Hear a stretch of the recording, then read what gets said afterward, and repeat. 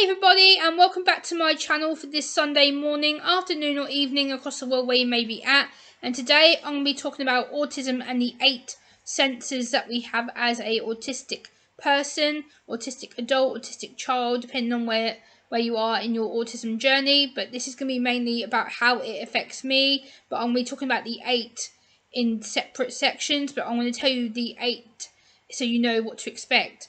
Sight, hearing, taste, touch, proprioception, interoception, vestibular, and smell.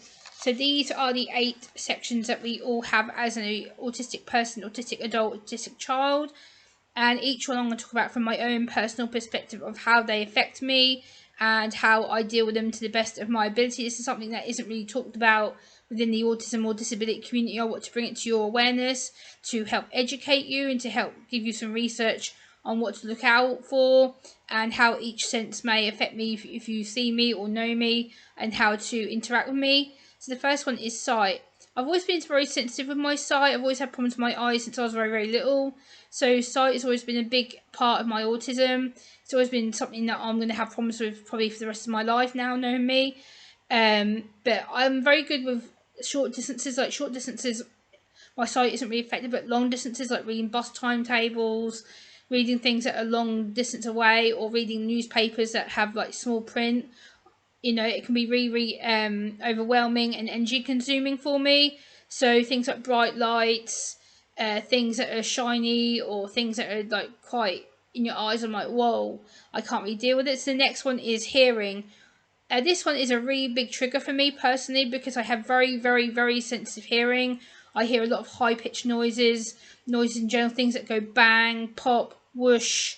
Like, I am very sensitive to that kind of area because my brain doesn't process it till when I'm in that emotion, in that feeling, and in that situation. So when I get into that situation, it's all heightened. Everything is louder and brighter and faster. So everything can be very over heightened with regards to my hearing. Taste is the next one. Taste for me can up and down a little bit because my taste, I am very sensitive to strong textures, to things that are lumpy or things that are very smelly or things that I know that I don't particularly like and I have to try them. Things that can be things like fish or things that are hot, like Indian, or anything that is sour based. I'm like, but again, taste can differ from person to person on the autistic spectrum because everyone is different. But for me, I'm very sensitive to certain things. I only eat certain things that I know that I like. So I'm very rigid on pasta, pizza, chips, burgers, Chinese, things that I know are very safe for me, very bland foods because I know that I like them. I know that I'm not going to get overstimulated by having them certain foods. But when it comes to having new foods or vegetables or things that I know are different out of my routine, my tastes will kick off and it will cause some anxiety to the point that I don't want to eat them. Touch again, it can be very different for each autistic person on the autistic spectrum. I am very sensitive to touch. It's something that has been a trigger of mine for quite a few years.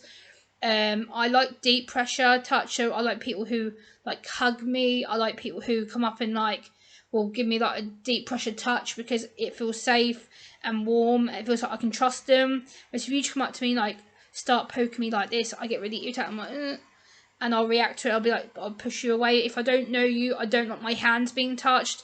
When people go to touch my hands and they go to shake my hand or like pull my arm, I'm like, because it's unsafe. To me, it's unpredictable. It's not nice. It's not natural to me. It's something that I really don't feel is comfortable and I really don't like it.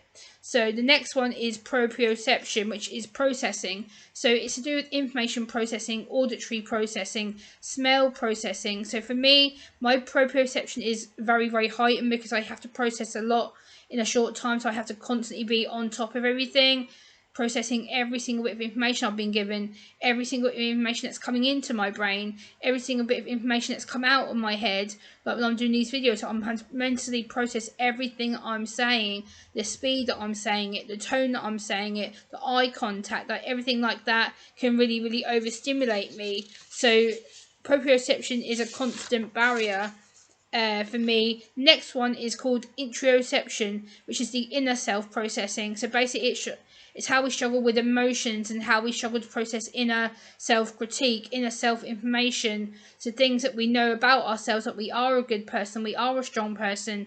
We're people who are neurodiverse, we're people who are seeing the world differently, we're people who interact with the world differently, and that can lead to many emotions and thoughts and feelings, and we can struggle to self-identify with that, we can struggle to self-process with that, and again that can cause a lot of issues with regards to how we are on the autism spectrum.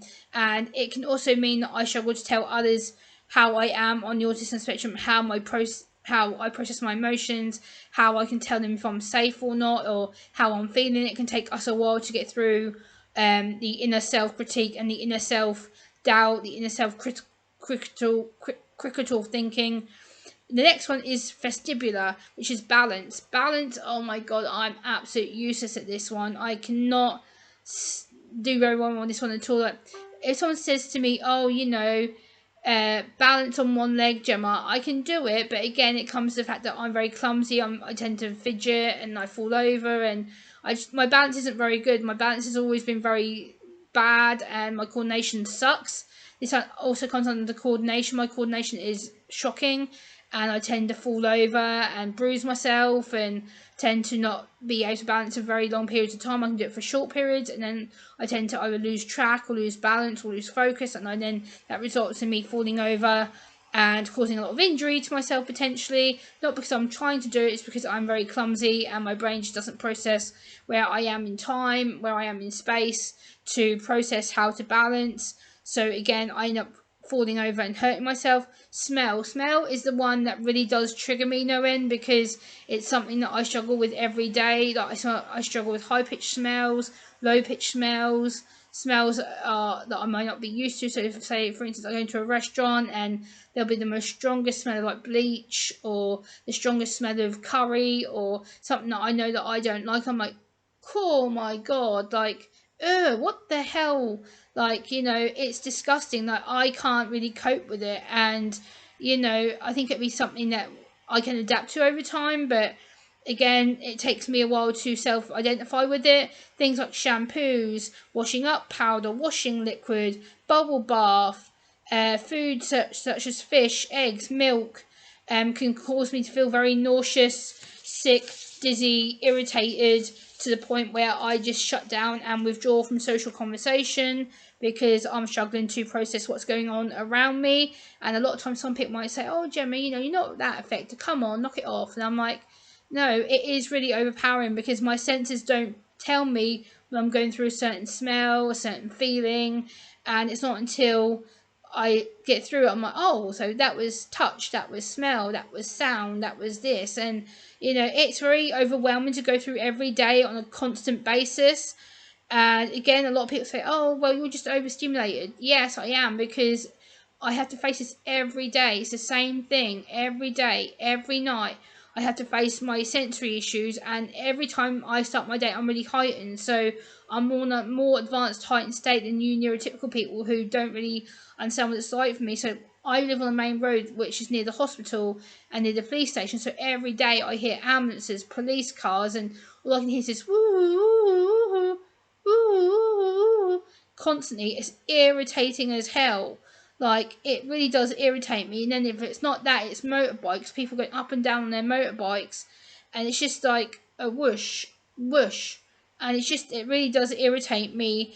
But yeah, so I hope you've enjoyed hearing about my experiences. Please like, comment, share and subscribe. And I'll see you next time. Bye.